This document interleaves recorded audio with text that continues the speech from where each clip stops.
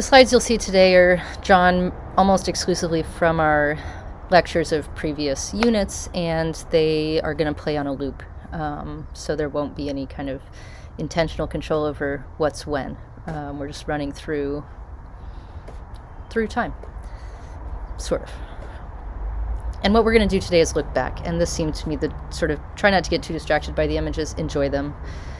We've just finished a religious studies class following American history organized by war eras.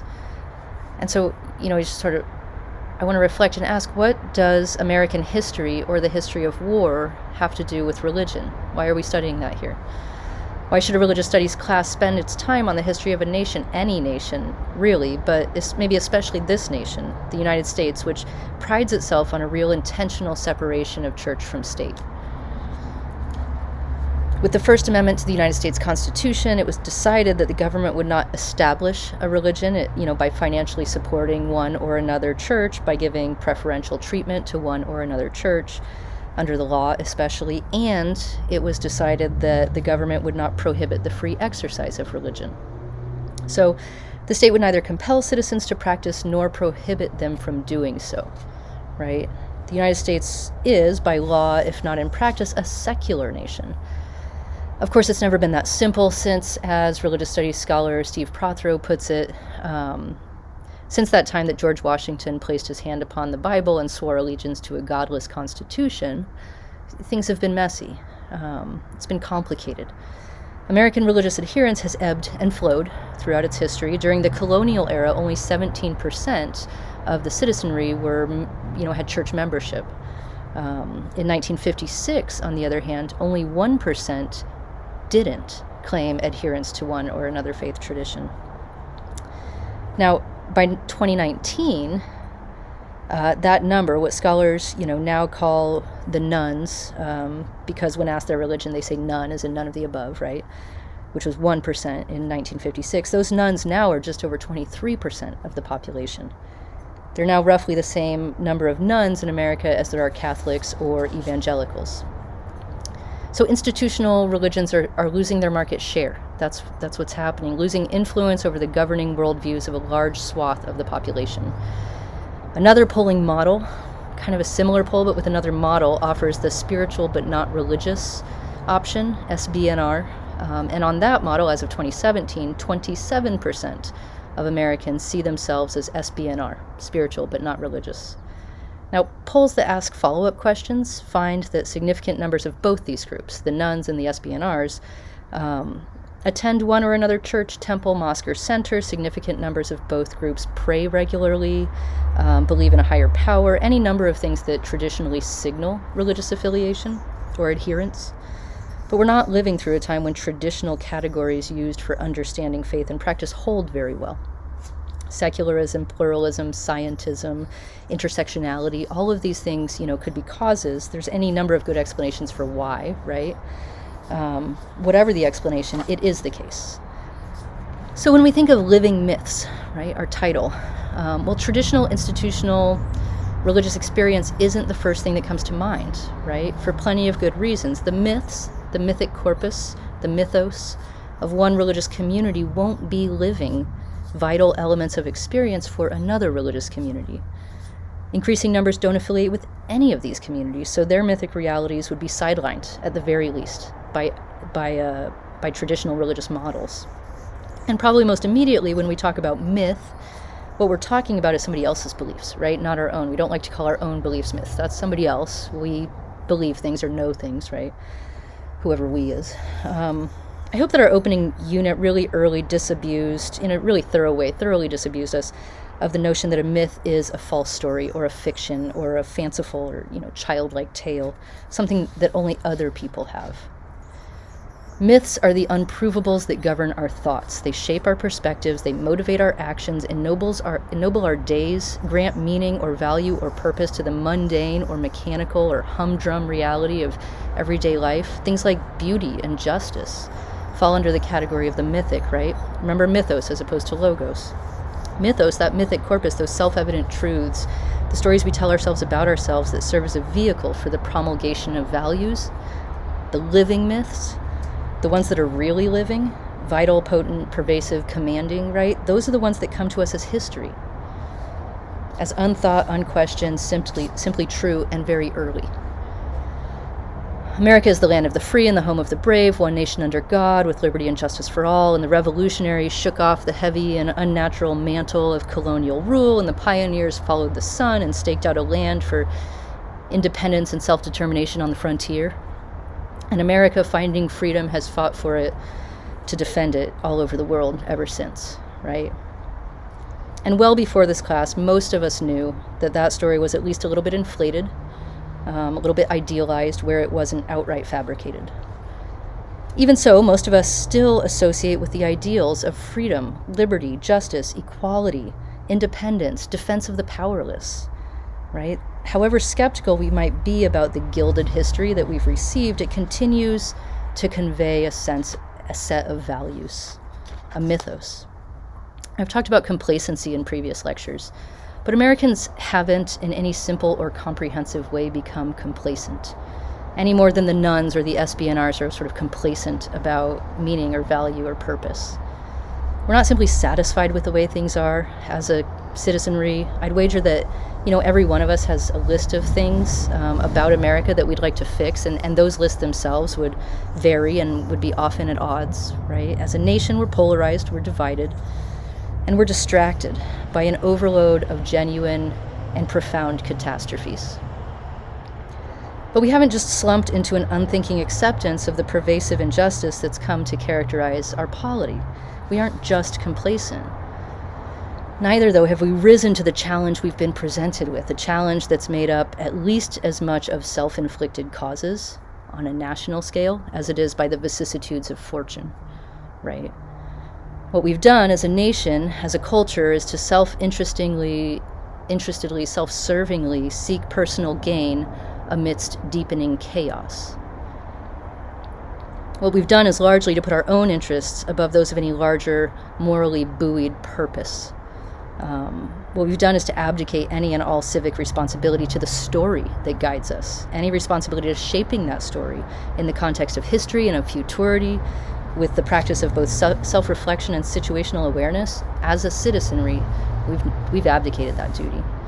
And it's easy to see this in our cultural consumerism, right? With all its identifiable myths, like what we purchase can fulfill us, that the kind of car I drive says something about my personality, or maybe even creates one for me, right? Like a whole season of consumer gifts to celebrate the birth of a self-sacrificing God, right? We have these things. It's easy to see it there. It's easy to critique it there. But our cultural propensity to focus on our own needs, personal, familial, community, interest groups, party, whatever it is, it's not only there in our consumerism, in the close association of American freedom with a freedom to consume.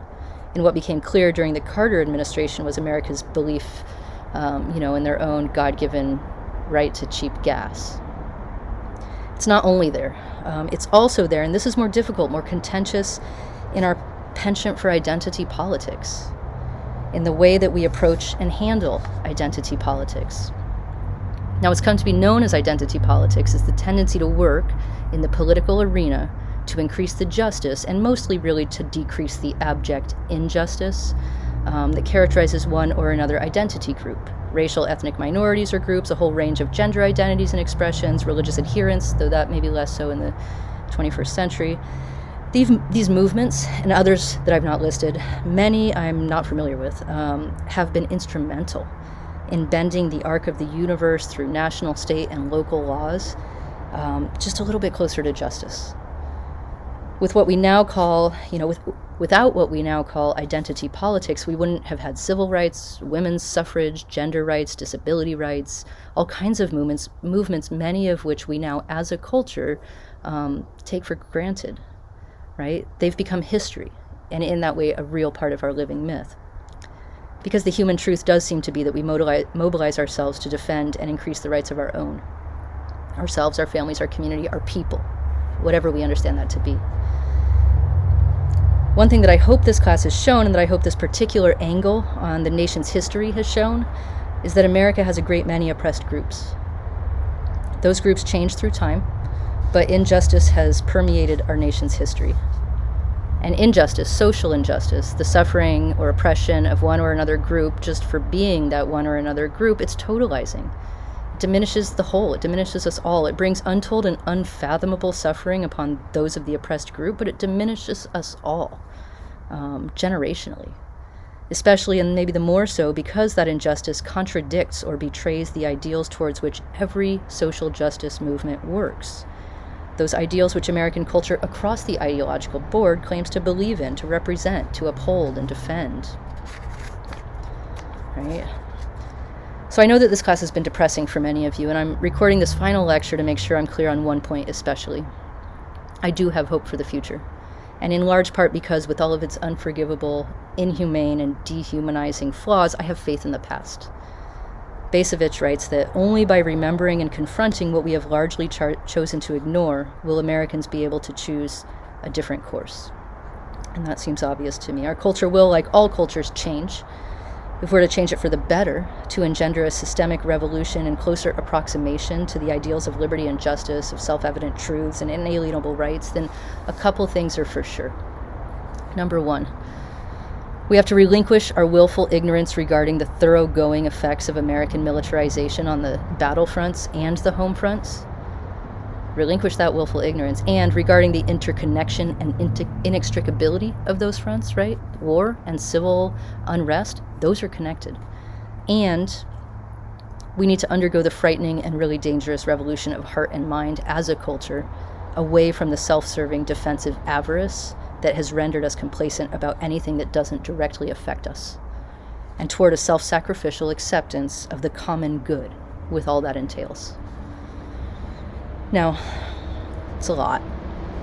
The uncomplicated, unconsidered myths we've imbibed from our youth, they're not helping us to commit that frightening and dangerous revolution, right? The way a culture, including our own, approaches its myths unthinkingly allows those myths to function, Bacevich again here, as a salve for what remains of the American conscience.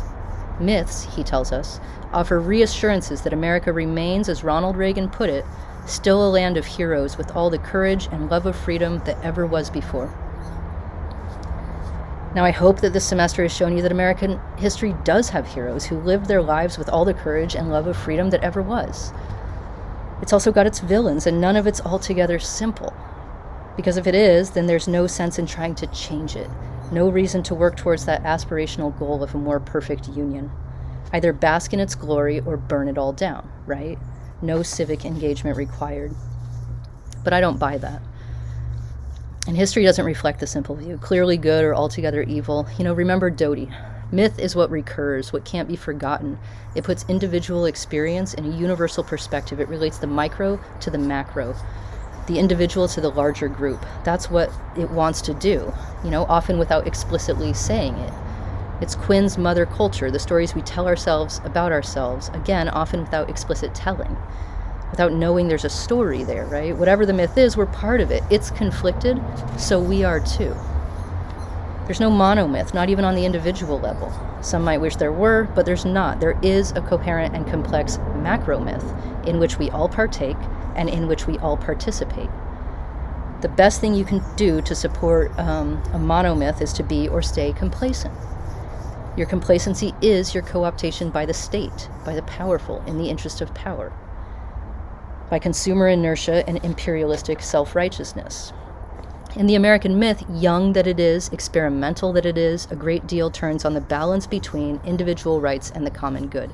Think back to Franklin, Jefferson, right? On the relationship between liberty and security.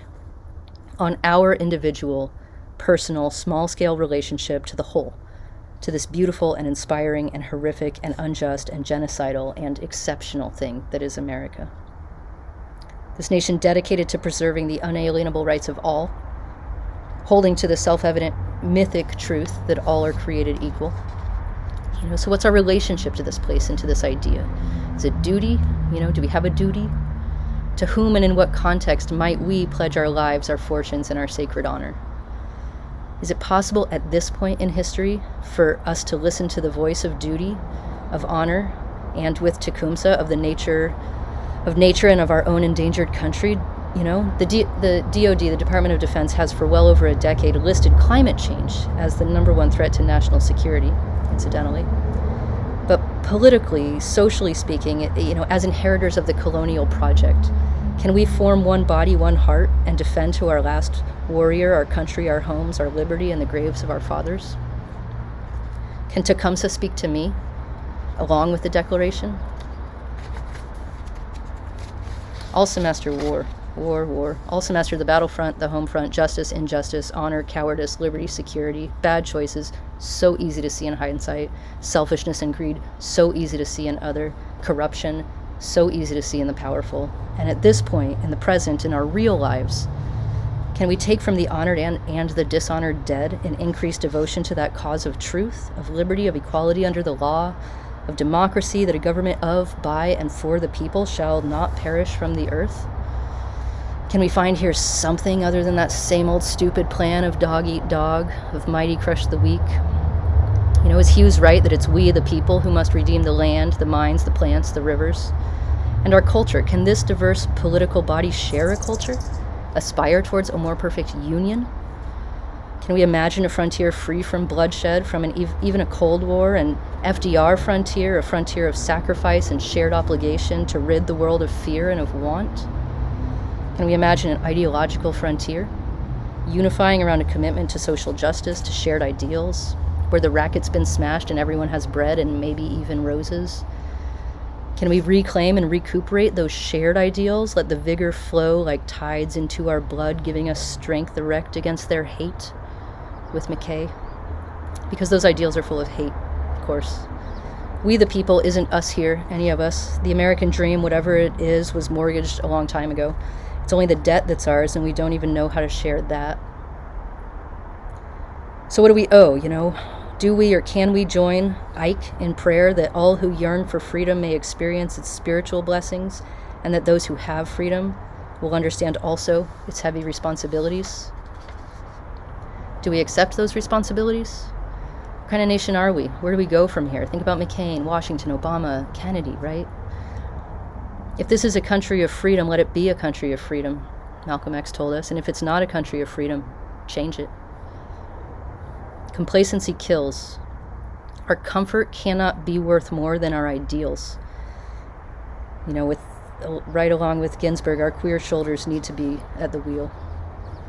JFK said, "Those who make peaceful revolution impossible make violent revolution inevitable." Martin Luther King said, "In the end, the riot is the language of the unheard." And Paine, remember back to Paine, "If there be troubles, let them be in our time, that our children might know peace." And civics, this is in some ways, it's been a civics class. Civics comes down to, what are you willing to pay? What are you willing to sacrifice?